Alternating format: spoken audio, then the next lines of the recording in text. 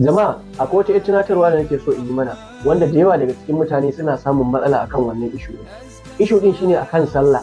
Idan mutum ya zo ya bi masallaci sallah bai samu cikakkun raka'o'i ba, ma'ana ana bin shi, sai bayan liman ya idar sai ya tashi zai ciko.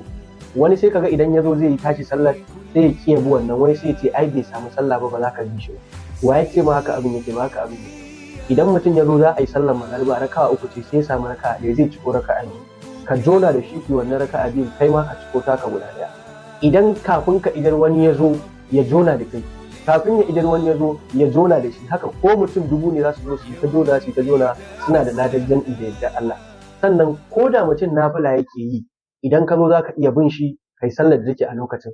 Ana sallar azahar baka samu sallar azahar ba, an idar da sallar azahar sai mutum ya tashi yake nafila sai ka zo za ka yi sallar azahar, to za ka iya bin sa da niyyar kai sallar azahar za ka yi, shi kuma nafila zai yi. Me Allah yake duba? Zuciyoyinku. La yanzur ila ajsamikum wala ila suwarikum walakin yanzur ila qulubikum. Kai ka raya a zuciyarka azahar za ka yi, shi kuma nafila zai. A lokacin manzon Allah sallallahu alaihi wasallam yakan umarci sahabbansa da idan mutum ya zo zai yi sallah ta farilla ya ce wani sahabi ya tashi ya bi shi domin ya samu ladan jam'i, shi amma sai ya nafila.